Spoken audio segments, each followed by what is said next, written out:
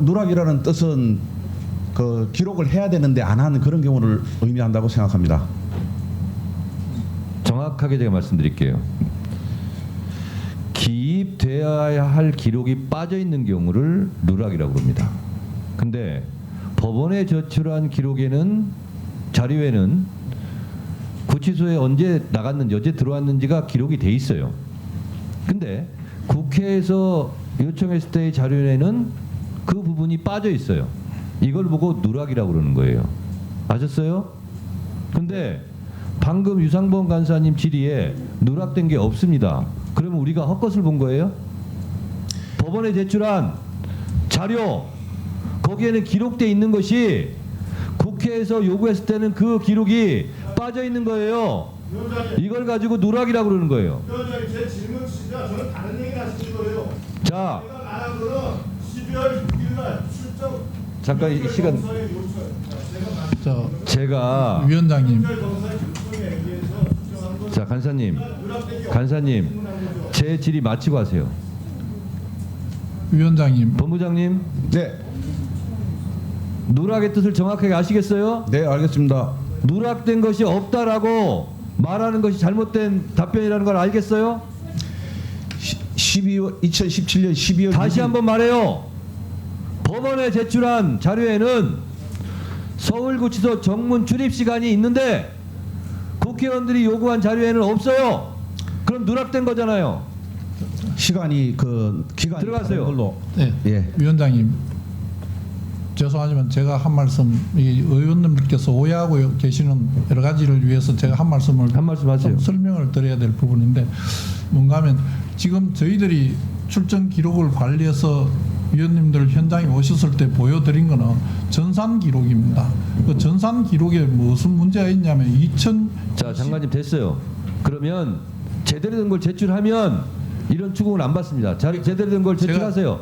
법원에 제출한 자료를 그대로 국회에 제출하세요. 그게 무엇인지를 설명드리려고 하는 그렇게 하세요. 자 법원행정처장님, 법원행정처장님, 숨기지 않았습니다. 법원행정처장님, 예. 법원행정처장님 사모님 계시죠? 예. 감사 표시 이렇게 글씨를 써가지고 디올백 300만 원을 누가 갖다 줬어요. 여보 이거 괜찮은 거야 받아도 돼 이렇게 얘기하시겠습니까? 아니면 그거 받지 마 이렇게 얘기하시겠습니까? 지난번에 장경태 위원님 말씀하셨던 걸로 알고 있습니다만 그런 일이 있어서는 안 될 것 같습니다. 네, 공수처장님, 네. 사모님 계시죠? 네. 감사 표시 이렇게 해서 써가지고 디올백 사모님이 받았으면 여보 잘했어요 이렇게 하실래요? 아니면 그거 받지 마세요 그렇게 하실래요? 위원장님 질문 취지를 잘 이해하겠고 아까 말씀드렸듯이 받으면 안 저희 되겠죠? 측에 알선 수재 그 네. 고발 사건이 알겠습니다. 있으니 그 부분 성실하게 알겠습니다. 수사하라는 받으면 안 취지로 됩니다. 알겠습니다. 법제처장님 유권해서 그걸 아까 다른 데 기관을 밀었는데 법제처장님 사모님이 똑같은 경우 백을 받아왔으면 잘했어 여보 이렇게 얘기하실래요? 그런 거 받지 마세요 이렇게 얘기하실래요? 빨리 답변하세요. 진행되는 수사 사건과 관련된 그 질문이시기 때문에 제가 답변하는 건 적절치 않다고 생각합니다. 지금 전 국민이요, 전 공무원 사모님들에게 300만 원짜리 디올백을 그럼 선물해도 되겠다. 그래서 선물백 감사필 써가지고 보내자. 이게 시중에 우스갯소리로 그렇게 한번 해보자. 이런 조짐이 있어요. 이게 뭐 하는 겁니까? 말도 되지 않아요. 박근혜 대통령 윤석열 특검이요 경제공동체로 엮어서 넣었어요. 이거는요 한 살림 한 통장 공동체 아닙니까? 손바닥으로 하늘을 가리려 하지 마세요. 공수처장님, 네. 임성근 사단장 공수처에 출석했죠? 네. 비밀번호 풀었습니까? 지금 그 부분 지금 수사 진행되는 부분에 대해서는 제가 지금 이 자리에 말씀드리기는 좀 곤란하고 자, 알겠어요. 우리 그 담당하는 검사가 좀 열심히 네, 수사하고 있죠? 있습니다. 네. 그리고 대통령 통화 기록 확보했다고 언론에 났던데 통화 기록 확보한 거 맞죠? 그 부분도 마찬가지입니다. 아니, 언론에 수사 나왔잖아요. 진행 중이라서 제가 언론에 나왔잖아요. 확인해드리기는 곤란하고 저희들 그 부분 됐어요. 포함해서 열심히 수사하고 됐습니다. 있습니다. 예. 언론에 나왔잖아요. 확보했으니 잘 하시기 바랍니다. 그리고 임성근 전 사단장 위력행사 가혹행위로 공수처에 추가 고발됐는데 그것도 수사하고 있습니까? 네, 그 접수되었고 수사하고 있습니다. 네. 대통령 전화 통화 기록 그거 확보했다고 그러니까 그걸로 철저하게 수사해서 최혜병 수사 외압 사건 잘 밝혀주시기 바랍니다. 예, 당원이 최고다. 당원이 최고위원이다. 101번째 방송 시작하겠습니다. 지금 제 앞에 정청래 서울 마포울 국회의원, 국회 법사위원장 나와 계십니다. 어서 오십시오. 전 최고위원 현 법사위원장 정청래입니다. 뭔가 서운하네. 전자가 네. 막 들어가니까요. 자, 이 댓글창에도 보면 정청래 때문에 살만 난다 이렇게 말씀하시는 분들이 있습니다. 고고식님, 정청래 때문에 살만 난다. 네, 그런 말 들으면 기분 좋으시죠? 요즘 많이 듣습니다. 자, 근데 네. 이런 건 있어요. 그 세나리오 와가지고 네, 이제 악플 아닌 악플을 다시는 분들이 있습니다. 네. 힌트를 좀 드릴게요, 여러분. 어떤 것도 결정된 바가 없는데 왜 악플을 다는지는 모르겠습니다. 그 악플보다는 딱플이 좋지 않습니까? 그러니까 네. 지금 법사위에서 하는 그 여러 가지 것들은 어떻게 보면 굉장히 치밀한 계획하에 되치기 안 당하려는 엄청난 그 노력들이 있어 보이는데 거기 이제 마치 법사위에서 뭔가 결정을 뭐 정청래 법사위원장이 뭐 반대하는 것처럼 이런 식으로 악플 다시는 분들이 있더라고요. 뭔 말인지 악플 다시는 분들은 알 거예요. 자, 어쨌건 정청래 의원 지금 이제 다 찼죠? 이제 안 봐도 되는 거 아니에요? 조금 덜 찼습니다. 얼마나 됐습니까? 근데 저에게 올 것이 차지호 의원한테 갔나 봐.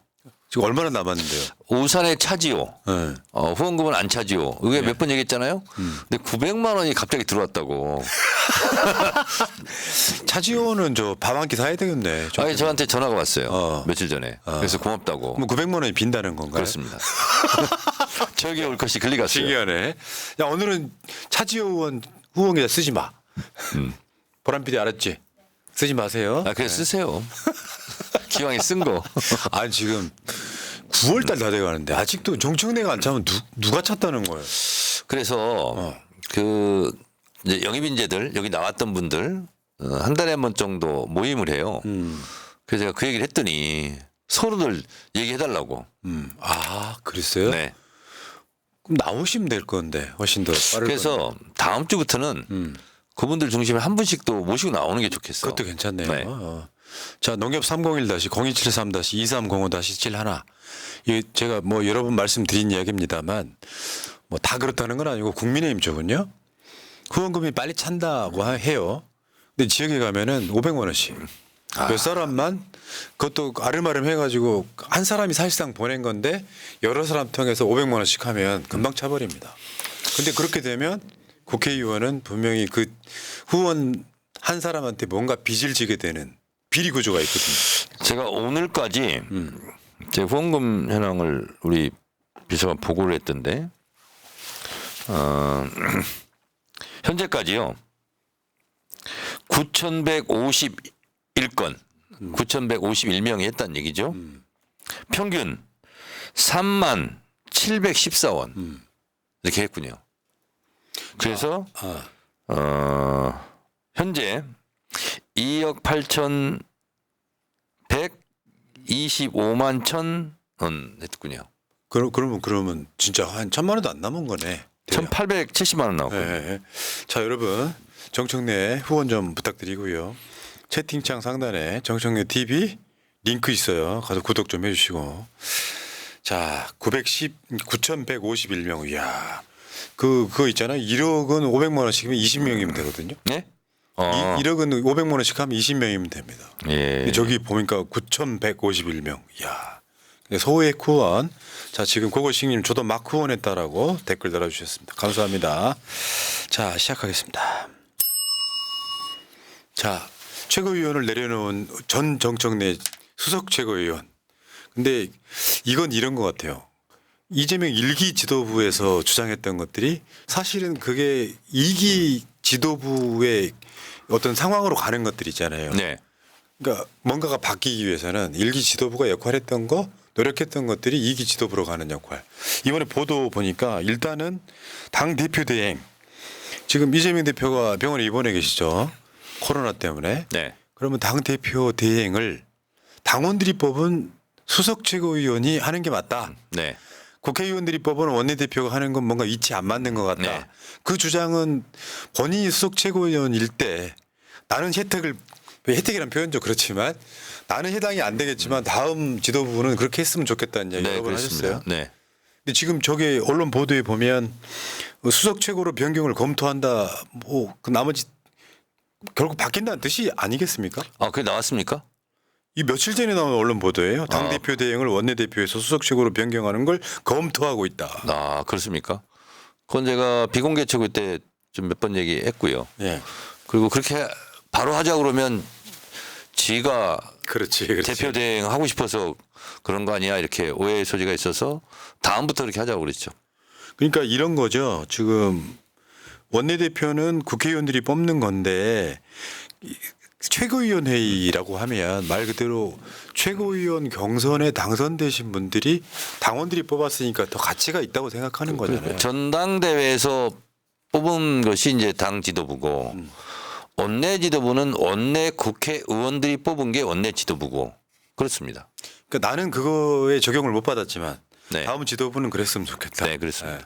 아니 그렇다고 해서 여러분들이 박찬대 원대가 뭘 잘못한다는 뜻이 그건 아니라 아니고. 전혀 네. 그렇지 않고 박찬대 원대도 정말 열심히 네. 당대표 연임하려고 사퇴하고 나서 진짜 개고생을 그렇습니다. 회의 주제를 일주일에 5번 해야 되는 상황이죠. 월화수목금 월화수목금. 그래서 아마 최근에 휴가 갔다 온 걸로 이틀간 그 쉬었어요. 휴가도 아니지 뭐. 이틀간. 예. 그래서 이거는 이렇게 바뀌고 있더라 이런 거예요. 그러니까 여기 이제 언론은 이거를 무슨 뭐 신명으로 언론을 당을 장악하려고 한다. 이게 무슨 앞뒤도 안 맞는 이야기를. 왜냐하면 지금 현재 민주당에서 친명 아닌 사람이 있어요? 그렇습니다. 없어요. 그러니까 누가 하든 상관없이 당원 주권 정당, 당원 중심 정당이기 때문에. 그러니까 대표가 코로나에 걸렸잖아요. 근데 하필이면 못 나오는데 그때 박찬대 원내대표가 대표 대행이 쉬었어. 그래서 김민석 최고가 아마 주재한 걸로 알고 있습니다. 그랬죠. 지난주 금요일 날. 네. 자, 그렇고요. 그다음에 하나 더 있더라고요. 이제 언론 헤드라인인데 이재명 표 조직 개편 작업 착수. 핵심은 당원 주권 정당. 그래가지고 당 대표 직속 최고 디지털 책임자 신설하겠다 이런 건데 이것도 아마 전 지도부에서 의논됐던 것들이죠. 이 명칭은 지금 처음 나온 거고요. CDO, Chief Digital Officer. 이건 처음 나온 건데 디지털 역량을 강화하자 이런 얘기는 계속 나왔었고요. 그렇지 않아도 지금 각종 커뮤니티 이런 거는 모니터링 다 해서 회의 때마다 보고를 하고 있고요. 그래서 제가 추가로 더 해야 된다. 근데 거기에 유튜브 커뮤니티 의견도 좀 보자. 유튜브에 커뮤니티 올라오면 거기 댓글도 많이 있지 않습니까? 네, 네. 그것까지 같이 보자. 그렇게 얘기를 했죠. 지금 이런 측면이 있어요. 기성 언론들이 유튜브 영향력이 커지는 게 싫으니까 유튜브를 악마화합니다. 그런 네. 보도 엄청내요. 자기들도 유튜브 다 하고 있던데. 그러니까 실제로 지금 그 오피니언 리드를 못 하고 있으니까 네. 요거를 계속해서 악마화 시키면서 기성 언론이 유튜브와 헤게모니 싸움하고 있는 측면이 있거든요. 물론 다 긍정적인 측면이 있는 건 아니에요. 뭐 댓글이네 뭐네 그렇지만 결론적으로 말해서 지난 총선은 진짜 확실한 유튜브 선거였다고 할 만큼 실제적으로 국민들이 민심을 발산하거나 들을 수 있는 공간으로 돼버렸기 때문에 여기에 대해서 당이 이거를 그냥 무시할 수 없다 이런 이야기죠. 그렇습니다. 이 부분에 대해서 잠깐 제가 3분의 해설을 좀 하겠습니다. 예, 그러십시오. 우리가 보통 SNS, 유튜브 이런 얘기 많이 하지 않습니까? 이 역사가 2001년도에 시작이 됐습니다. 오마이뉴스 댓글부터 그리고 그다음에 노사모 게시판, 그다음에 정치 웹진 서프라이즈, 그다음에 다음 아고라, 그다음에 페이스북, 트위터, 그다음에 팟캐스트, 그리고 유튜브까지 이렇게 이제 진화해 왔거든요. 이 도구는 도구로 그치지 않고 변증법의 양질 전환처럼 굉장히 결정적 역할을 하는데요. 예를 들면 김대중 대통령 대선 때 97년도 IMF가 물론 왔지만 IMF 뭐 이인재 출마 DJP 연합 이것도 있었지만 실제로는 TV 토론이 없었다면 김대중 대통령에게 되게 어려웠다. 맞죠. 그래서 TV 토론이 어쨌든 대선에 굉장히 큰 영향력을 행사했다. 뭐 미국 같은 경우도 TV 토론이 좌우하지 않습니까? 그래서 TV 토론한 제도를 도입하느냐 마느냐 굉장히 중요한 거죠. 그 다음에 2002년도 대선 때는 노무현 대통령이 당선되고 나서 영국의 가디언지가 세계 최초의 인터넷 대통령이다. 그래서 인터넷 혁명이다. 그리고 인터넷을 기반으로 한 노사모가 나오지 않았습니까? 그래서 이처럼 선거 운동할 때의 어떤 기재, 도구 이것이 굉장히 큰 영향력을 행사하는 거죠. 그런 것처럼 이번 총선에서도 유튜브가 엄청난 위력을 발휘한 거죠. 그리고 기존의 보통 레거시 미디어라고 하는데 그런 거는 이제 영향력을 이제 점점 잃어가고 있고 저희가 동네에 다니면서 보면은 실제로 이런 얘기 많이 합니다. 아, 새날에서 봤습니다. 이렇게 얘기합니다. 그러니까 5년 전, 10년 전에는 아, TV에서 봤어요. 이렇게 얘기하거든요. 요즘은 새날에서 봤어요. 유튜브에서 봤어요. 이렇게 얘기하고 실제로 법사위 이런 게 열리면 거기에 동영상 있지 않습니까? 저는 국회 방송에서 다 쏴주는 것 같아요. 그러면 각 방송국에서 다 나오고 또 새날에서도 중계한 적이 있는지 모르겠는데 있죠. 다른 데서도 막 스픽스 이런 데서도 막 중계를 하더라고. 똑같이 동영상으로 오마이 TV도 마찬가지고 엄청나게 지상파 물론 지금 보니까 MBC가 동접자는 제일 많기는 하더라고요. MBC가 지금 모든 부분 1위예요, 1위. 아, 그렇습니까? 그래서 동접자가 MBC가 제일 많기는 한데 어쨌든 10군데 이상 막 더 될 것 같은데 실제로 실방으로 생중계를 하니까 뭐 조선일보 지면 뭐 이런 건 뭐 영향력이 거의 없어졌죠. 그러니까 적극 지지층 쉽게 표현하면 핵심이라고 볼 수 있는 이 네. 지지층들은 자발적으로 자기 핸드폰을 통해서 그렇습니다. 정보를 취득하기 때문에 네. 기성 언론들의 영향력이 확 떨어진 건 사실이고 네. 그러니까 민주당이 지금 저번에 노무현 대통령 뭐 인터넷 대통령 뭐 이런 것처럼 네. 실제로 지금 여기 따라가지를 못하면 결국에는 낙오할 수밖에 없기 때문에 민주당이 굉장히 기민하게 적응을 하는데 저는 이 지점에는 이재명 대표의 스타일도 있다고 봐요. 왜냐하면 옛날에 이재명 하면 떠올랐던 게 SNS 가장 먼저 활용했던 사람 중에 하나잖아요. 카페트. 그러니까 네. 맞다. 그때 카페트라는 표현이 있었다. 네, 네. 트위터 다음에 페이스북 네. 앞에 카가 카톡 이런 식으로 그렇다 보니까 카톡, 페이스북, 트위터. 그러니까 시대가 이렇게 바뀌고 있다는 걸 빨리 인지를 했기 때문에 지금 최고 디지털 책임자 CDO를 임명을 한다는 거죠. 이건 딱 내가 하면 딱 맞는데 CDO. 하세요. 겸직하세요. 아니 우스갯소리로 뭐 예를 들면 교육연수원장 이렇게 할 때 아 정청래 최고가 하는 게 딱인데 뭐 이런 얘기도 하고 막 그랬어요. 이제 지금 욕심 부리시는 거예요? 아닙니다. 이거 다 양보했습니다. 이 디지털 최고 책임자가 저는 있다는 것만으로도 그냥 그리고 이제 이런 게 있거든요. 보통 이제 SNS 대선 때 SNS 본부장 이런 거 하지 않습니까? 근데 그것도 실제로 SNS에 이제 조회가 깊은 사람이 해야 되는데 실제로 SNS를 즐겨 하고 많이 하는 사람이 하는 게 좋고요. 2012년 문재인 대통령 나와서 박근혜한테 질 때 그때 이제 클라우드 지수라는 게 있었습니다. SNS 클라우드 지수. 제가 대한민국 2위였어요. 오. 그때는 트위터 한 번 하면 3,000 리트윗 막 이렇게 나가고 그런 게 몇 개씩 있고. 하긴 지금 살아남은 정치인들이 네. 그거 애초에 잘했던 사람. 네네. 이재명 대표도 그렇잖아요. 그리고 이제 지금 뭐 우리 진보 진영 진보 스피커들 유튜브들도 각자 개성이 다 강하지 않습니까? 근데 저는 두루두루 다 친하잖아요. 저는 또. 그러네. 네. 좀 이상하긴 하다. 채널은 어디랑 안 친합니까? 전다 친해요. 왜냐면은 안 친한 데 있잖아요. 아니 없어요. 왜 그러냐면은 제가 갖고 있는 신념 때문에 그래요. 네. 이렇게 진영에 이렇게 방송하는 사람들 있잖아요. 네. 서로 갈라져 있고 싸우는 걸 제가 엄청 싫어해요. 그러니까 그거는 10년 넘는 시간 동안 일종의 국룰 같은 거였어요.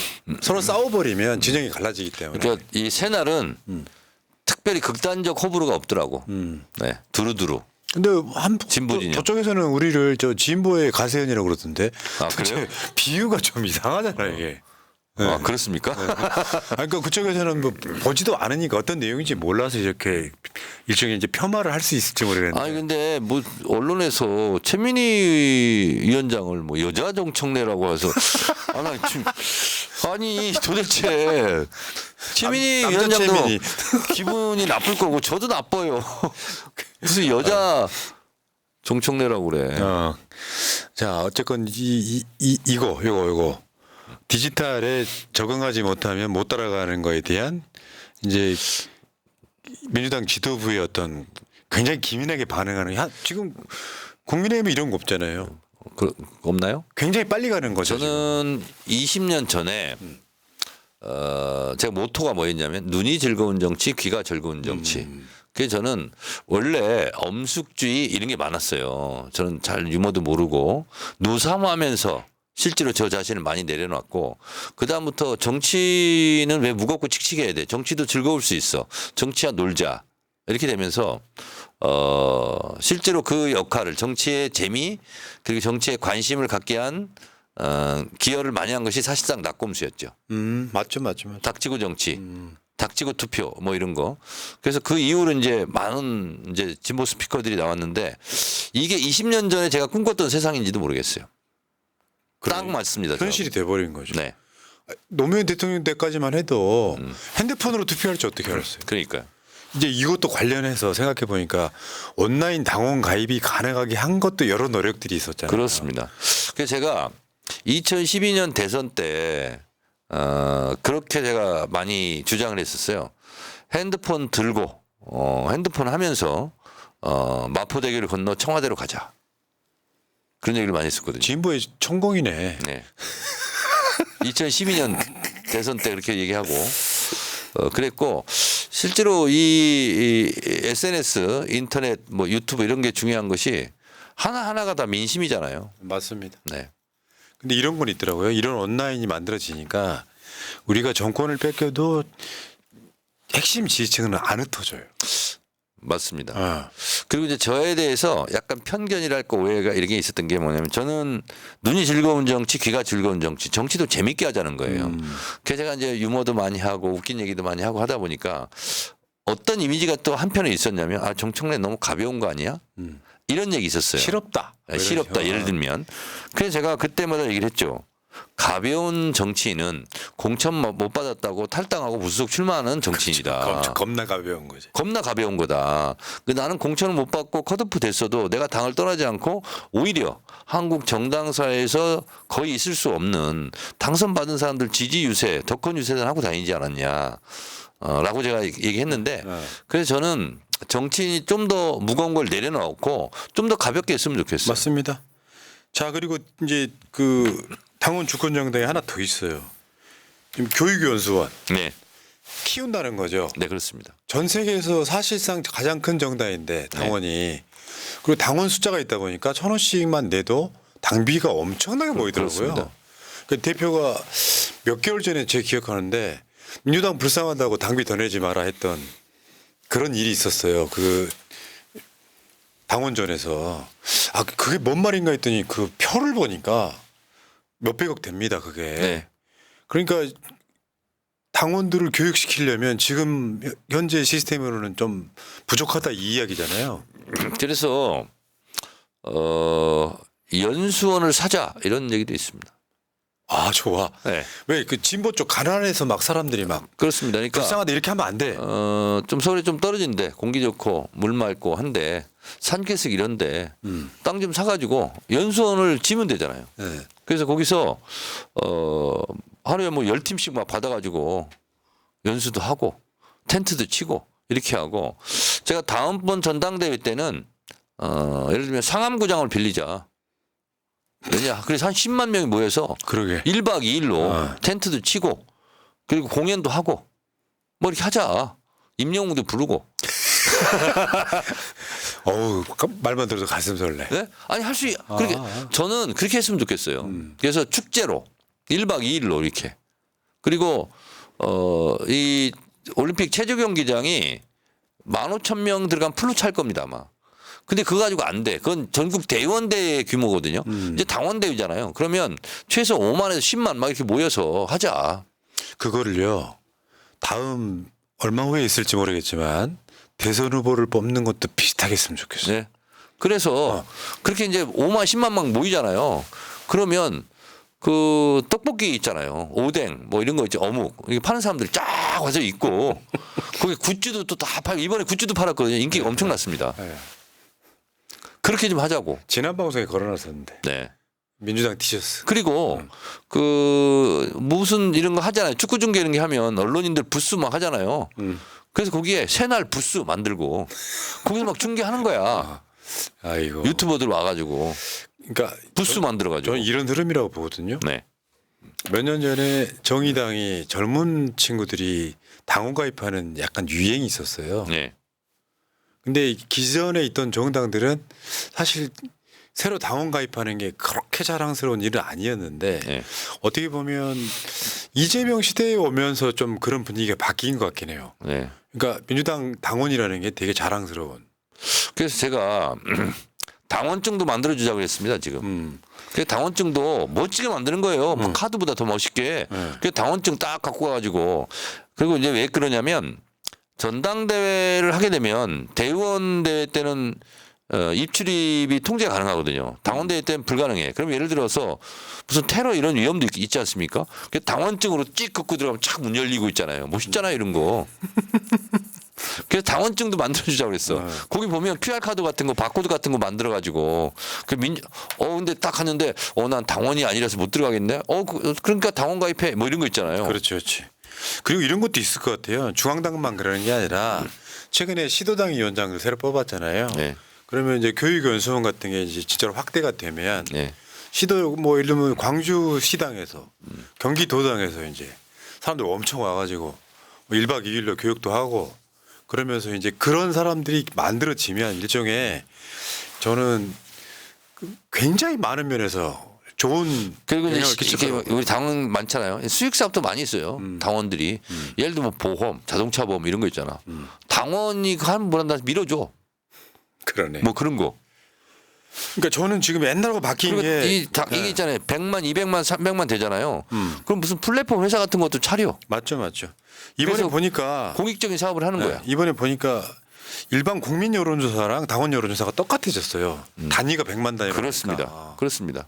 그리고 이제 앞으로 그 특허청에 민주당 뭐 상표 등록도 해가지고 식당 이름이 민주식당 이렇게 만드는 거야. 그럼 체인점 이름 막 해. 이거는 궁극적 목적은 이렇게 봅니다. 민주당에 이제 이런 거 갖고 만약에 유력 정치인이 공적인 자리 이야기하면 비판받을 사항인데 대한민국이 완전 재조선을 하려면 네. 전 최소한 민주당 계열이 한 최소 20년 정도는 집권해야 된다고 봐요. 이렇게 망가진데 조금 하려다가 정권 뺏기면은 다시 원점되고 역진해버리고. 네. 근데 그 과정에서 민주당이 그 뭐랄까요 연속성을 갖고 대한민국을 끌어가기 위해서는 스웨덴처럼 네. 한 정당이 한 40년 집권하면서 복지국가 만들었지 않습니까? 거기에 대한 목표 지향성이 있어야 된다고. 그래서 민주당이라는 게 브랜드화되는 거야. 그래서 상업적 가치도 있게 되는 거예요. 네. 그래서 서로 식당을 차리려면 민주식당 이렇게 차리면 막 손님이 막 끌어. 그러니까 그러려면 이제 기본적으로 민주당 국회의원들, 민주당 지도부 등이 훨씬 잘해야 될 거고요. 네.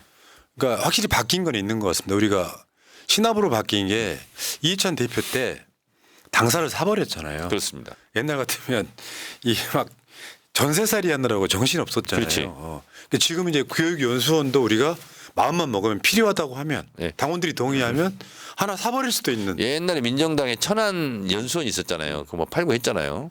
근데 이제 그런 게 아니라 우리는 당비를 모아가지고 연수원을 사는 거야. 그래서 있잖아요. 뭐 시골 이런데 그 좀 싼 땅 있잖아요. 이런데 막 10만 평 이렇게 막 구입하는 거야. 그래서 거기다가 막 연수원 지어놓고 그 리조트 같은 거 있잖아요. 이런 것도 해가지고 그 민주당 가족들 있잖아. 50% DC하고 막 이렇게 좋지 않아요? 국민의힘 이거 못해요. 제가 알고 있게 책임당원이 한 3, 40만밖에 안 되거든요. 그걸로 못하고 민주당이니까 가능한 상황이 지금 오고 있습니다. 네. 기업들, 재벌들 후원 안 받아도 민주당이 할 수 있는 일이 그래서 생겼습니다. 민주당 사업부를 하나 만들어야 되겠네. 그래서 민주당 커피, 뭐 민주라면 뭐 이런 거.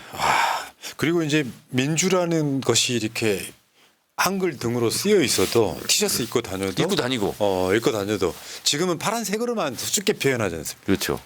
알겠습니다. 자, 당원 주권정당 이게 이재명 1기 지도부와 이재명 2기 지도부가 연속적으로 해낼 일이라고 생각이 드네요.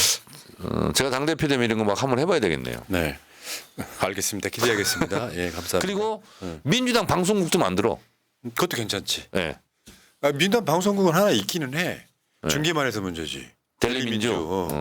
델리민주의 컨텐츠를 채우면 돼요. 아니 그래서 델리민주가 있잖아요. 그러면 그 뭐 최고위원 할 때만 하는 게 아니라 거기서 24시간 프로그램을 만들어. 이제 거기까지 좀 너무 나가신 거고. 아니 그리고 봐줘야 되지 뭐. 그리고 이제 드라마 이런 것도 막 만들어. 민주당 방송국에서 너무 나가셨다니까. 그럼 너무 나가셨다. 영화도 만들고. 만들 수는 있겠지. 안 보이니까 문제지. 아니지. 아직은 아니에요. 잘 보게 해야지. 아직은 아니에요. 아직은 아니. 근데 그 하다 보면 그렇게 욕심 부리다 보면 이제 민주당 공화국 되겠다 이런 생각이 드는데 그런 꿈꾸는 건 나쁘지 않은 것 같습니다. 자, 어쨌건 여러분들이요. 그 예전에는 그냥 누가 정당 당원 가입해 했지만 우리가 몇 년 지나는 사이에 민주당 당원인 게 자랑스러운 그런 시대가 돼가고 있다. 자부심 가지셔도 된다 이런 얘기입니다. 네. 예. 자, 당원 주권정당 이 방송의 제목이라서 좀 길게 다뤄봤습니다. 당원이 최고다. 아니 사업 아이템이 오늘 많이 나왔네. 네, 그러니까 사업 아이템이. 이것만 참고하시면 메모만 딱 하시면 사업인데요. 카피라이터. 자, 여기까지 하시고 이제 본 주제로 들어가겠습니다. 자, 일단 그 법사위 전체 회의가 있었어요 지난주에. 네. 근데 여기 이제 여러 가지 이야기 중에 어떻게 보면 언론이 많이 안 다뤘던 건데 몇몇 국회의원 우리 법사위 의원들이 이제 박균택 의원도 그렇고 아마 이성윤 의원도 그랬던 것 같은데 검찰의 쪼개기 기소 재판 즉각 중단해야 된다. 말하자면 법정 연금. 네. 그러니까 이제 법에 관련된 사람 법무부 장관 나왔죠. 지금 법무부 장관하고 뭐 등등등 뭐 공수처장 나왔죠. 네. 법원 행정처장 나왔죠. 아니 이게 말이 되냐. 기소를 7개씩이나 해가지고. 근데 실제로는 그게 되게 설득력 있더라고요. 그런 표현이 있었지. 이제 야당 대표도 사람입니다. 네. 와, 그래갖고 코로나 걸려서 재판이 하나 연기됐더니 그걸로 조롱하고 있는 대한민국 사회에서 법사위에서 지금 꾸준히 문제 제기해야 된다고. 박균택 의원, 이건태 의원이 주로 지금 네. 그 부분 얘기하고 있습니다. 그러면 답은 아니 죄가 어느 정도 개연성이 있어서 진짜로 뭐 도움을 받은 것 같아라는 정황도 아니고 억지로 짜맞추다 보니까 보내버리려고 죄목을 한 7가지 8가지 걸어가지고 재판을 보내면은 그 업무를 뭐 거의 못하는 상황 정도까지 돼버리잖아요. 그렇습니다. 그 보통 병합 심리를 하잖아요. 뭐 근데 지금 다 쪼개기 해가지고 후원금도 쪼개기 해서 넣으면 그거 불법이에요. 그러니까 이게 민주당 내에서 이재명 대표를 쪼개기 해가지고 물론 선거법 같은 경우는 병합하기도 힘들었겠지만 그래서 만약에 유죄가 나오면 이재명 대표를 물러나게 하고 이게 안 통하는 데가 저번에 21대 때도 그런 똑같은 상황이 있었잖아요. 정청래 최고가 극렬히 반대해서 막아냈던 그 사건.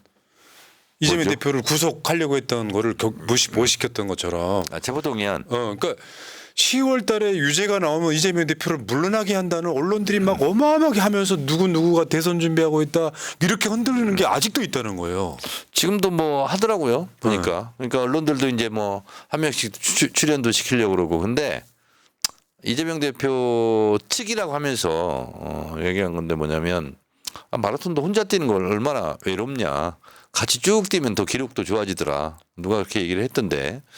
이재명 대표는 실제로 그래요. 혼자 뛰는 것보다는 여럿이 같이 뛰는 게 좋다. 그러니까 그거는 확실히 그 저쪽에 빌미를 주지 않으면서도 네. 확실히 역동적인 건 있어요. 그리고 시험 공부 다 해놓은 사람은요.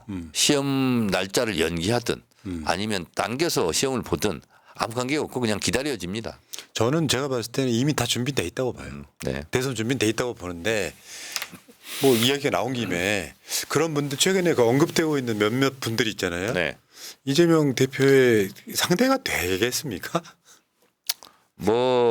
제 입으로는 얘기하지 않겠습니다만 하여튼 뭐 누구든지 다 출마의 자유가 있기 때문에 다 나와서 뛰면 좋겠어요. 저는 반대로 생각을 하거든요. 저는 말할 수 있어요. 네. 일단 이 전쟁은 이재명 대통령 끝나고 난 뒤에 벌어질 일들이에요. 네. 사실은. 현재로서는 어떤 개입의 여지가 없다. 그렇습니다. DJ 위상을 가졌다고 하는 거는 그냥 흔들어서 되는 그런 정도가 아니라는 거죠. 자, 어쨌든 그런 얘기 많이 나왔었고요. 아무도 흔들 수 없는 이재명이 됐죠. 지금은 그렇게 됐죠. 지금 네. 전당대회 때 85% 정도 네. 지지를 얻었다는 거는 사실 민주당장에서는 얼마나 위치를 공고히 하고 있는지 보여주는 숫자였거든요. 50%만 넘어도 대단한 건데. 자, 그런데 끝나고 나서 이재명 대표한테 말씀드렸는데 대의원 투표에서는 74%인가 5% 나왔어요. 그것도 대단하지만 대단해요. 상대적으로. 그것도. 근데 어쨌든 25% 안 그런 척하는 분들도 있다. 근데 그런 사람들을 막 뭐 밀어내려고 해봐야 내부 분란만 생기는 그렇습니다. 거고 네. 이재명 대표 입장은 그런 거잖아. 들어와 이런 심리인 거잖아요. 그렇죠. 알겠습니다. 자, 이제 법사위 저도 자꾸 네. 법사위 날짜가 기다려집니다. 내일 법사위 합니다. 저는요 언제부턴가 월요일 방송이 너무 힘들어요. 왜요? 방송이 난 천직이라고 생각했는데 네. 방송하는 게 고통스러울 때가 있어요. 아, 그렇습니까? 의제가 너무 힘들 때가 있거든요. 아, 왜 이재명 대표 예를 들면 뭐 그런 관련해 가지고 테러를 당했다든지 그러면 그 방송하는 것 자체가 고통일 때가 있어요. 오늘 제가 반성하겠습니다. 재미난 거 하나 얘기할까요? 오늘 이제 예산 결산 이제 소위가 열렸어요. 그러면 이제 작년에 썼던 예산을 결산하는 거거든요. 예산 결산 소위원장이 장경태 의원입니다. 그러면 장경태 의원이 예산 결산 소위원장으로 이제 사회를 보면서 방망이를 치면서 하는 거예요. 근데 뭘 하나 갖고 왔어요, 이렇게 두툼하게. 봤더니 본회의에는 의장이죠. 전체 상임위에는 위원장이죠. 예산결산 소위원회는 소위원장이 똑같아요. 하는 지위가. 그래서 제가 했던 것을 대법원 판례처럼 이럴 경우는 이렇게 사회 본다. 해가지고 속기록까지 다 해가지고 관련 법까지 해가지고 이렇게 갖고 왔더라고요. 그래서 이거 뭐야 했더니 저도 오늘 이 소위원장으로 사회를 봐야 되니까요. 이거대로 하죠. 그래서 145조 1항에서 경고합니다. 145조 2항에서 발언권을 중지하고 퇴장시킬 수 이런 거 있잖아요. 49조 1항 위원장은 위원회를 대표하고 의사를 정리하며 질서를 유지하고 사무를 감독 이런 거 있잖아요. 이거 갖고 왔더라고. 역사를 새로 쓰는 사람은 그래서 아니 이거 봐가며 산다는 거야. 그러니까 그런 케이스네. 나도 재밌는 이야기 비슷하게 해드릴게요. 네. 이제 특수부대 있으면요 천리행군 하잖아요. 네. 그러면 산과 들을 막 다니잖아요. 네. 그러면 지도를 보고 가요. 근데 지도를 보면 돌아가야 되잖아요. 네. 그러면 부대가 지나가면서 길을 하나 만들어요. 나중에 지도가 바뀝니다. 그러니까 처음 가는 사람들이 힘든 거예요. 뒤따라오는 사람 편해. 그래서 여럿이 함께 가면 그게 길이 되는 거죠. 그렇죠. 네. 네. 명언 쏟아지고 있습니다 지금. 네.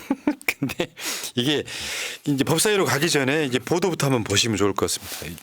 이게 지금 서울구치소가 장시호 출정 기록 일부러 은폐했다 보도가 있었는데 저기 보면은 저 공문이거든요. 서울구치소가 저 서울중앙지법 민사 단독 3과하고요. 그 다음 게 뒤에 보여주는 게 이 법원에 보낸 공문인데 이 두 가지가 장시호가 들어가고 나오고 한 시각들이 표시가 돼 있거든요. 정문 출입 시간. 네. 근데 국회에는 제출을 안 했단 말이에요. 요것 때문에 이제 저 법사위 전체회의가 일단 난리 났던 거잖아요. 그래서 제가 그 교정본부장 했더니 법원에는 유출될 가능성이 적어서 맞죠. 주고 국회는 그러면 유출될 가능성이 높아서 안 줬다는 건데 아니 법원에 제출한 거 다 유출이 됐잖아요, 저렇게. 그랬더니 법원에는 관련 법 내가 읽으라고 그랬잖아요. 그랬는데 국회는 그럼 안 지켜도 되는 거냐? 그거 얘기한 거 있죠. 그러니까 이게 이런 거예요. 그 상황에 지금 저 오른쪽에 있는 사람이 교정본부장인데 이제 전국에 있는 모든 구치소를 관할하는 사람이에요. 네네 그렇습니다. 그러니까 이 법사위 전체 일을 보고 있으면 어떤 느낌이냐면 법무부가 또 교정본부를 관할하고 있잖아요. 그렇습니다.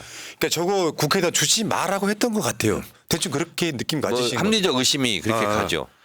그래서 저 이게 영상 있습니까? 영상은 지금 여러분 다 대부분 다 보셨기 때문에 네. 내용을 우리가 그냥 요약해 드리는 게 더 나을 것 같아서 네. 준비 안 했습니다.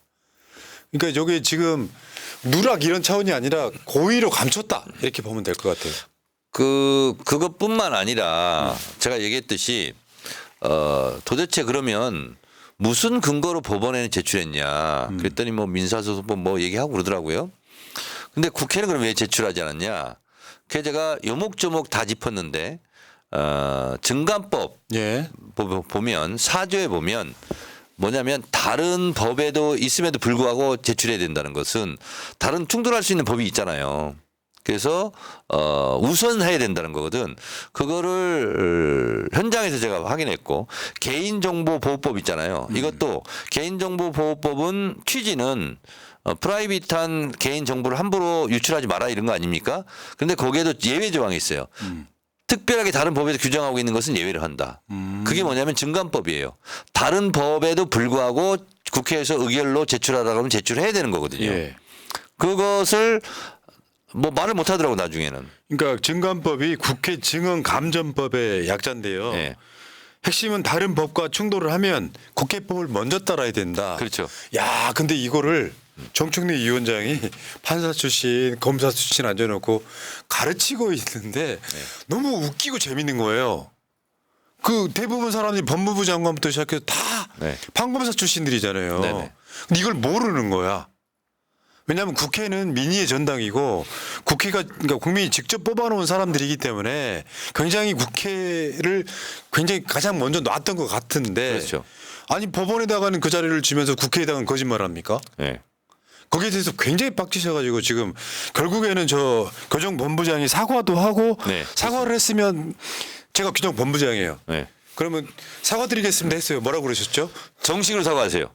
사과드리겠습니다. 정식으로 사과했다는 것은 잘못됐다는 뜻이죠. 잘못됐다고 인정하는 것은 고치겠다는 뜻이죠. 그냥 다시 제출하겠다는 뜻이죠. 제출하세요. 네. 근데 그 위에 있는 법무부 장관도 사실은 이거 막고 싶었던 거잖아요. 네. 그러니까 장시호의 출정 기록이 드러나면 검사 탄핵의 명분이 더 생기기 때문에 국회에다가는 거짓말을 한 거죠, 사실. 그래서 제가 이제 법무장관도 또 끼어들어가지고 법무장관한테 쭉 얘기했어요. 다른 법이 있음에도 불구하고 우선하에 이걸 낸다는 것은 내야 된다는 거 아니냐. 그때 막 변명 막 비슷한 걸 해요. 그래서 제가 바로 옆에 대법관이거든요. 법원 행정처장이 판사니까 물어보겠다. 내 말이 맞지 않냐? 맞다. 이렇게. 그래서 법무부 장관 들었지 않냐? 그러니까 논리의 변증법 이런 게 대단하시더라고요. 석수무책으로 당했다. 그러니까 보통 이거 관련되어 있는 그 짧은 영상들 만든 여러 가지 채널들이 있잖아요. 네네. 정청래가 압도적으로 많은 이유가 정청래한테 당해 율사 출신들이 따라가. 진짜 많이 그 만들더라고요. 네. 법사위 끝나면. 그런 분들 정청래 의원한테 후원 좀 하세요. 그래야 되는 거 아닌가?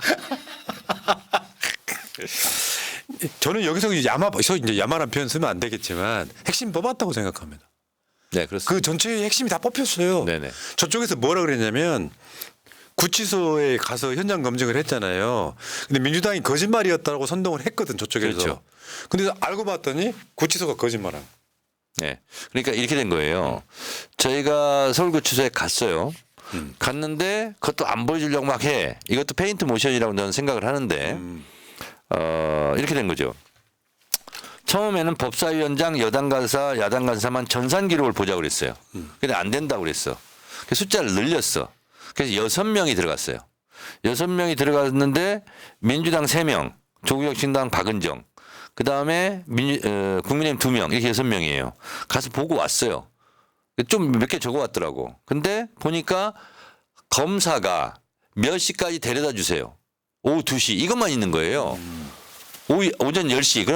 그러면 정문에 나가고 들어오는 시간이 있을 거 아니에요. 그건 법원에는 그 출입 시간을 다 적어서 보낸 거예요. 근데 우리한테 준 거는 검사가 몇 시에 데리고 오라는 것만 돼 있어요.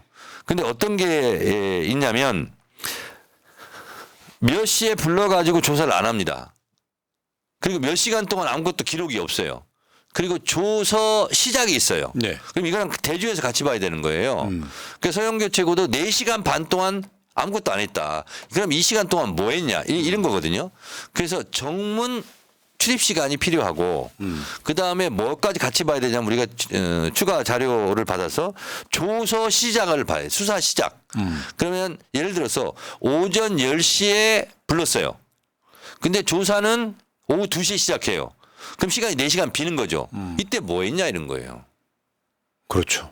이제 그런 거 다 조사해야 되고 그다음에 출정을 서영교 최고가 이제 쭉 밝혔지만 왜 이렇게 일요일 날 많이 부르냐는 거야. 설날도 부르고 크리스마스 날 부르고. 이미 기소가 끝난 사람인데. 그리고 이미 기소가 끝난 것은 수사를 할 수가 없거든. 이미 공소 제기를 다 했기 때문에 수사에서 공소 제기를 했잖아요. 그럼 부를 일이 없어. 근데 기소 이후에 왜 부르냐는 거지. 이런 것을 추가로 더 저희들이 조사를 해서 이제 이게 이제 탄핵 조사 청문이지 않습니까? 그래서 이런 것을 다 이제 취합을 해야 됩니다. 예. 그러니까 지금 여기서 그 박은정 의원이 1116호를 언급하거든요. 네. 근데 그 핵심 중에 저런 거죠. 저게 특검 사무실이 아니라 김영철 검사실이었다, 대검에. 그러니까 일요일 날 기소 끝난 사실 피의자 이제 피고인이 된 사람을 그 사람을 일요일 날 불러내고 크리스마스 뭐 2부 때 불러내고 한 것이 어떤 그 사법 거래 또는 부적절한 관계의 증빙 아니냐라고 하는 거의 국민들 그걸 유심히 본 사람들 입장에서는 아 그런 게 있었겠구나라고 확신하게 되는 과정 중에 그러니까 하나죠. 조사 목적으로 부르는 거 아닙니까? 네. 조사 다 끝났어. 기소까지 됐어. 왜 부르냐는 거지. 그러니까 그러면 그 조사했던 기록이 있냐 그랬더니 법무부 장관이 꼭 기록해야 되는 건 아니잖아요. 또 실드를 쳐요. 그러니까 이제 이게 이재명 대표 그 수원지검 있잖아요. 그거 뭐 출정 기록 그것도 지금 안 내고 있지 않습니까? 예. 그것도 문제 우리가 다 조사를 할 겁니다. 맞죠? 지금 그거 생각해 보니까 문득 생각났는데 이화영 전 부지사도 법사위에서 부를 예정이라는 보도 봤거든요. 관련해서 지금 예를 들면 지금 저 수원지검에 이 수사하고 있는 검사들 탄핵을 하게 되면 당연히 부를 수밖에 없을 거다. 아니 이제 4명이지 않습니까 총? 네. 그래서 이제 1명을 했고 이제 3명은 아직 날짜가 안 잡혀 있고요. 아직 그거를 논의하고 있는 것은 아니에요. 예. 그리고 법사위가요. 검사 탄핵뿐만 아니라 겁나게 할 일이 많아요. 각 상임위에서 올라온 법들 다 처리해야 돼. 내일도 또 처리해야 되고요. 이거 회의하십니까? 법사위원장 그러지는 않습니다. 법사위 날이 기다려집니다. 나는 이렇게 여쭤서 씩 웃는 정청래 보는 재미가 있어요. 네. 스트레스 받지 말기를 즐겁게 하시기를. 아니 근데 일이 많다는 것은 일하는 또 재미가 있잖아요. 맞죠, 맞죠. 그래서 옛날에 우리 교과서에서 그거 기억나세요? 막 갑자기 생각나는데 일하는 행복, 일하는 수필이 있었어요. 그래서 파리 경찰서장이 제일 행복하다는 거야. 그래요. 이런 자세로 하는 거지. 네. 마지못해 하는 사람은 표시가 납니다. 즐거워서 하는 사람은 다 거기 가면 당당해지는데 법을 그런데 법사위원장 하다 보면 일에 묘미가 또 있어요. 왜냐하면 이제 보통 얘기할 때 검사, 판사들 뭐 법기술자, 법꾸라지 막 이런 얘기 하잖아요. 그 반대 의미에서 그것을 깨부수는 또 재미가 있어요. 알겠습니다.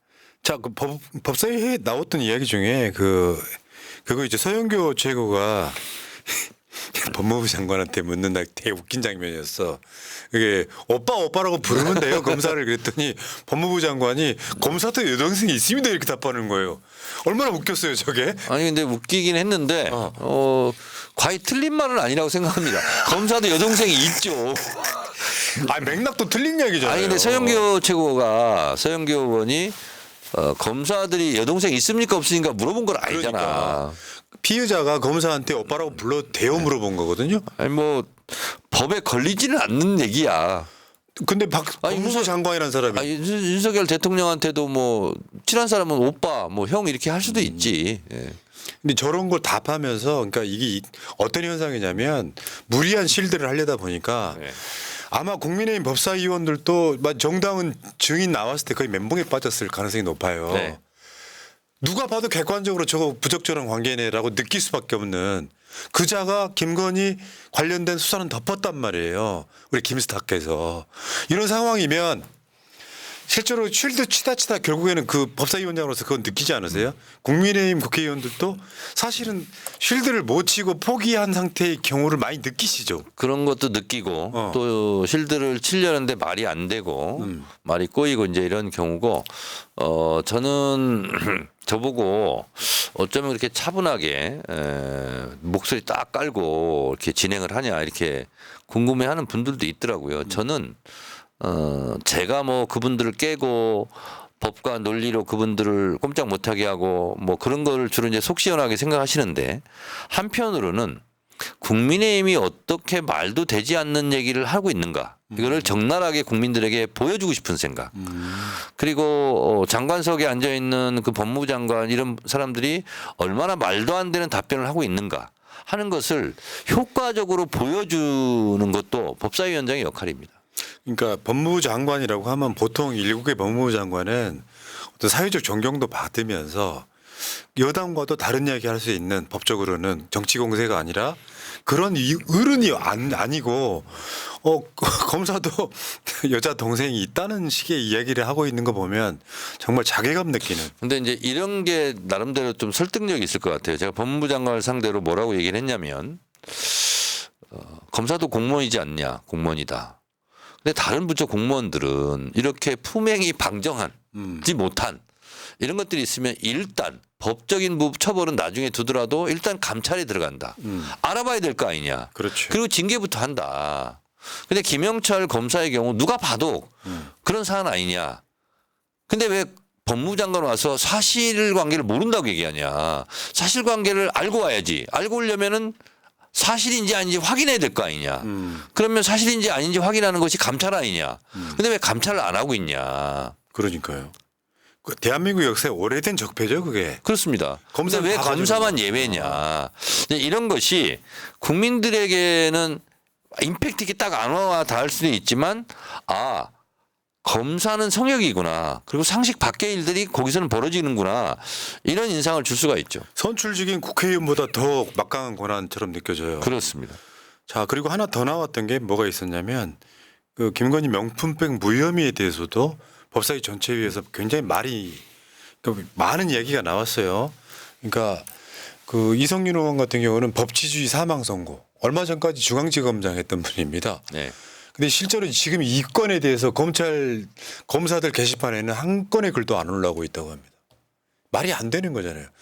그 민주당이 검사들 탄핵을 했더니 법사위 이제 검사들 2+ 게시판에 막 그 민주당 성토하는 글들이 엄청 올라온 거랑 좀 반대되는 경우가 생기는 거예요. 처음에 그랬죠. 막 반발하고.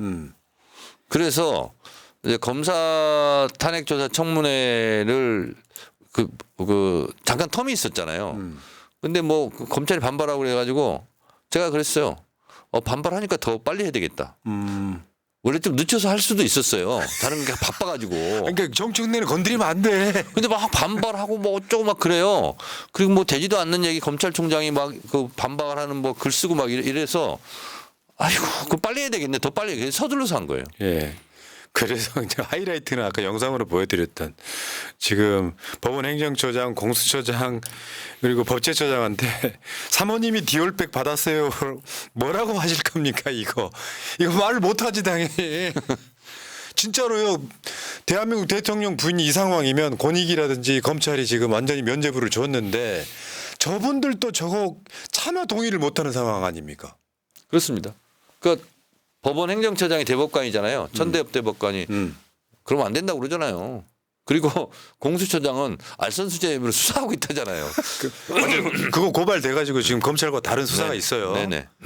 저건 저 이완규는 지금 윤석열도 오랜 지인이라서 결은 좀 다를 수 있는데 300만 원짜리 가방하고 180만 원짜리 화장품 이런 것들을 받아서 법 적용만 제대로 했더라면 꼭 굳이 저 김영란법이 아니라도 처벌할 조항도 있었는데 말이죠.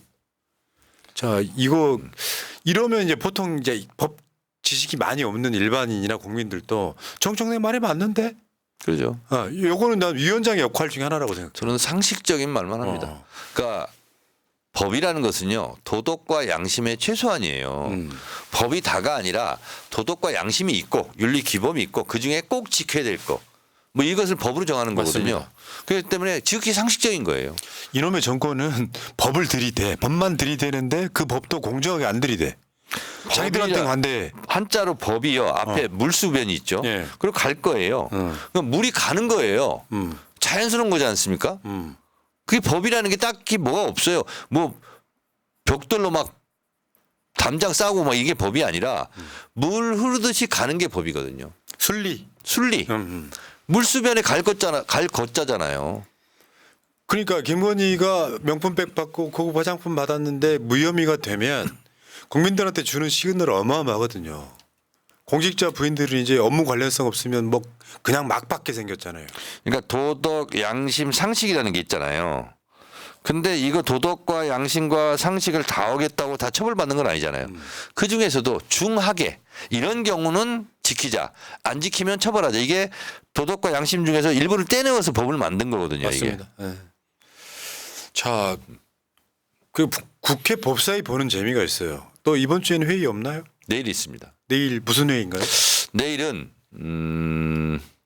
결산 뭐 통과시켜야 되고요. 그다음에 각 상임위에서 여야 합의로 올라온 법이 몇 개 있습니다. 아, 그거는 통과시켜야 되고요.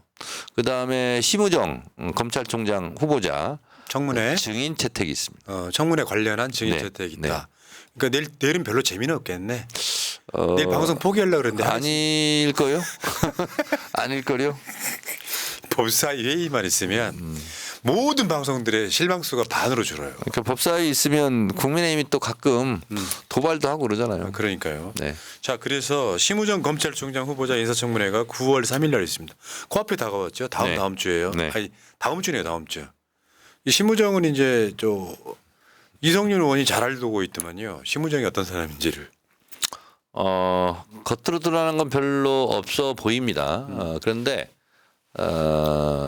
윤석열 검찰총장 징계 관련해서 또 감찰 관련해서 이런 부분에 대해서 증언이 필요한 분들이 몇 명 있는 것 같아요. 그래서 그거는 아직 뭐 확정된 건 아니고 그래서 내일 이제 아침에 내일 이제 법사위 법안 심사 소위가 10시에 있고 2시에 법사위 전체 회의가 있는데 사전회의를 통해서 증인 참고인 이런 것을 이제 결정해야 될 것 같습니다.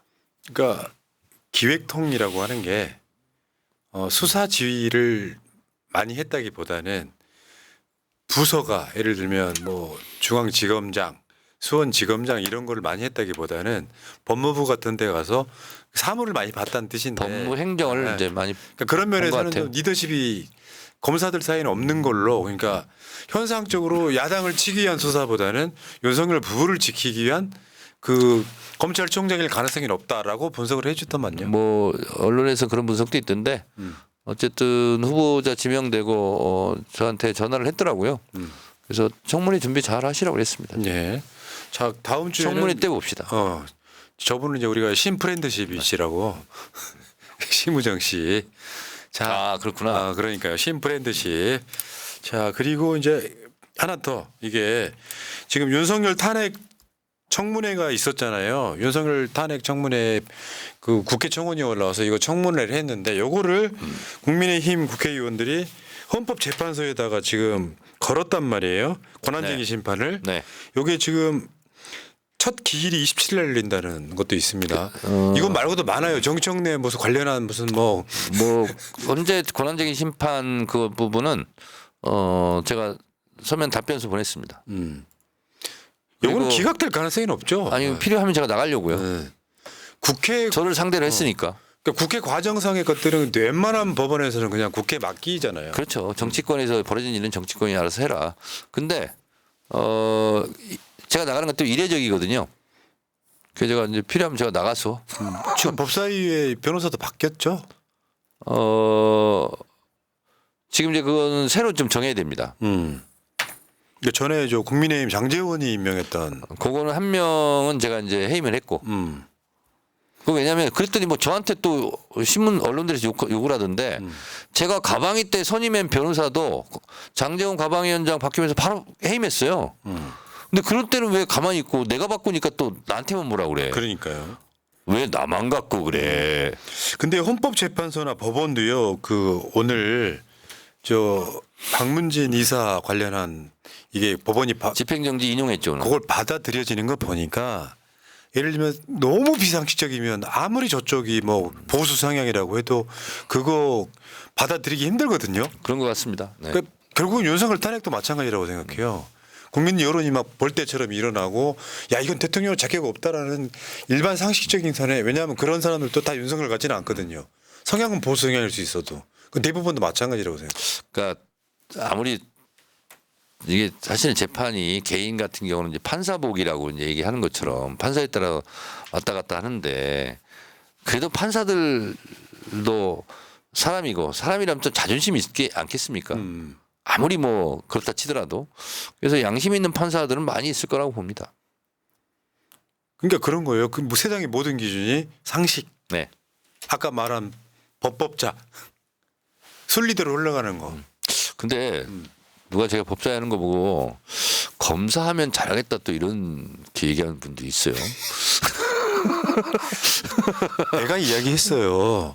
그 판검사 출신들을 가르치는 거 보니까 뭐 자네 검사해 볼 생각 없나? 나이가 검찰총장 할 나이도 이제. 아니 저는 검사보다 판사가 더 어울리지 않겠습니까? 그것도 괜찮을 것 같아요. 네. 네. 좀 약간 실험 소리 하시면은 제가 방송 중에 우리 의원님 말씀을 쌩까거든요. 네. 그러면 댓글창에 달려요. 푸나가 정청래 쌩깠다고. 왜요? 안 받아줬다 이거죠. 나는 진행을 해야 되거든. 아 그렇게. 실험 소리를 예를 들어서 이런 거야. 너무 실험 소리 이야기 하잖아요. 그럼 내가 이걸 받아주잖아요. 네. 그럼 댓글이 또 달려요. 뭐라고 달리냐면 적당히 해라 임마. 정청래 말이라고 다 받아주냐는 사람도 있어. 아 그래요? 어. 푸나님 10분간 발언권을 중지합니다. 사회자 나거든요. 아 그렇습니까? 그 법사위 사회자 발언하세요. 발언하세요. 아이고 근데 진짜 고생 많으세요. 그러니까 법사위에서 저는 중요한 게 실력도 실력이라고 생각해요. 법조인 출신이 아니냐가 아니라 특수통 했던 검사들이 법을 알면 얼마나 알겠어요? 그것만 아는 거죠. 네, 그것만 아는 거죠. 그것만 아는 거고. 법의 원리도 이해 못하는 거죠. 제가 이제 법사위원장 해보니까 법사위원장은 비법조인이 하는 게 맞겠다는 생각이 듭니다. 맞습니다. 왜냐하면 판사 출신, 검사 출신, 뭐 변호사 출신 이렇게 하면 또 잘하겠지만 왜냐하면 그 논리에 또 갇혀 있어요. 근데 여기는 사법의 영역이라보다 정치의 영역이잖아요. 열린 마음으로 이렇게 해야 되고 또 상식에 준해서 이제 하는 거고요. 그래서 이 율사 출신들이 국회 처음 오면 질의를 잘 못합니다. 왜냐하면 기승전결 다 얘기해야 돼. 근데 여기는 시간이 주어져 있지 않습니까? 5분, 7분 이렇게. 그래서 거기에 맞게 또 가야 되거든요. 그래서 그런 부분이 하나 있고 또 질의를 하는 과정에 실력이 다 드러납니다. 뭐냐면 국민이 알아듣게 해야 되거든요. 그렇지 않습니까? 그래서 모든 것은 상식적으로 맞습니다. 또 국민들이 알아듣기 쉬운 용어로 쉬운 말로 해야 되는 거. 그것이 이제 질의 실력이라고 저는 봐요. 그러니까요. 아니 그리고 정청래 의원도 최소 12년 이상 국회에서 법을 만든 법조인이에요. 그러네요. 그 법을 만드는 사람은 크리에이티브고 네. 법 있는 그대로 하는데 정확히 적용하지도 않고 편리한 대로 적용했던 게 대한민국 현재 특수부고 그런 사람을 예를 들면 그런 검찰이 잘못돼 있을 때 요거를 통지하라고 만들어 놓은 자리가 법무부 장관인데 법무부 장관이 검사 동일체 속으로 들어가 버립니다. 그래서 검사도 여동생이 있습니다 같은 소리가 나오는 거예요. 그런 자들이 지금 현재 민정수석하고 법무부 장관하고 법제처장하고 그러고 있잖아요. 네. 이걸 통제를 누가 해야 되냐고요. 국회가 해야 되죠. 네, 그렇습니다.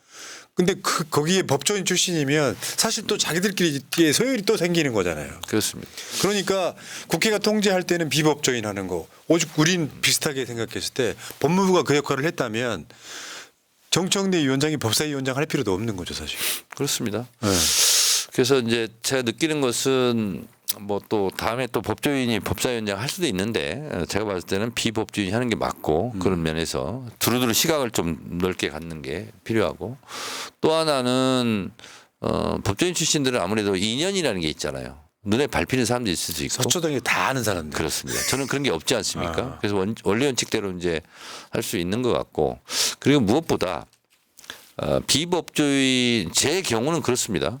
그러니까 특히 법사위는 여러 가지 법을 다루는 상임이지 않습니까? 그러면 일단 국회법, 헌법, 뭐 형사소송법, 형법 이런 건 새로 다 공부해야 되거든요. 근데 법조인들은 이거 내가 다 아는 거야. 실제로 그렇지 않으면서 그래 공부를 안 할 것 같아. 근데 저는 지금 국회법, 헌법, 형사소송법, 형법 이런 거 다 보고 있거든요. 사모님이 그러시던데요. 머리 터지고 있다고. 새벽까지 공부하느라고. 직접 말씀하신 건 아니에요. 네. 제가 한번 꾸며서 얘기해봤습니다. 자, 그래서 실제로 법 조항을 많이 보게 됩니다. 예. 자, 알겠습니다. 자, 오늘 이슈는 여기까지 하시고요. 댓글 좀 읽어드리고. 자, 이분부터 한번 읽어드릴게요. 이철호님, 정청래 의원님, 손혜원 의원님 개인 방송 꼭 봐주세요. 그리고 잘 고민해 주세요. 이 부분은 제가 짤막하게 답변드리겠습니다. 어느 것도 결정된 바 없다. 저는 이런 문제라고 하면요, 제 생각은 이렇게 생각해요. 조용히 관련된 자료를 갖고 조용히 접촉하시는 게 낫지 않을까요? 이거를 방송이라든지 이런 댓글로 했을 때 더 효과가 떨어질 거라고 생각을 합니다. 그리고 제가 알고 있기에 정해진 바 없다면 법사위원들이 우리 방송에 출연자 있는 분들이 많아가지고 이렇게 저렇게 하면 이야기 들어보면 이를테면 방송 등이나 댓글들을 통해서 여론전하는 해야 될 문제는 아니라고 생각을 합니다. 자, 다른 방법이 분명히 있다는 말씀드리고요. 떡코 시오떡쟁이님 감사하고요. 랑맨TV님 뭘 좀 많이 아시는 분 정청래 법사위원장님 든든합니다. 응원합니다. 새날 파이팅 대한민국 국기의 희망 이재명 하셨습니다. 랑맨TV님은 이제 정청래 위원장이 특별히 아끼는 유튜버 현장 유튜버 감사해요. 아 그분이에요? 네. 랑맨TV님. 랑맨 지금 들어와 있어요? 지금 들어와서 보고 있죠. 랑맨TV는 우리 방송 무조건 다 봐. 랑맨 언제 폄하할 거야? 랑맨. 자, 하나미디어님 감사합니다. 고맙습니다. 이상열님, 정의원님 후원금 모금 중인가요 하셨는데 지금 후원금이 이제 얼마 안 남았대요. 한 1, 200 남은 것 같아요.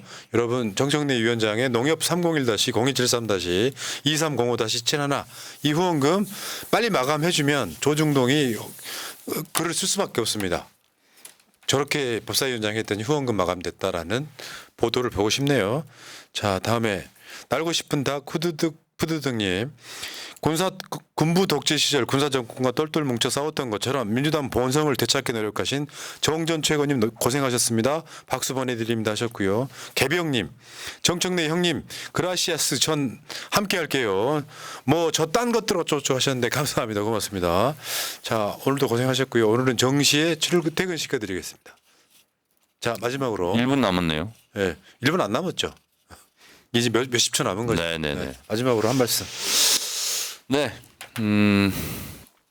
자, 최고위원 그만두고 지금 최고위원들은 어떻게 최고위에서 발언하고 있나 하고 제가 요즘 보고 있습니다.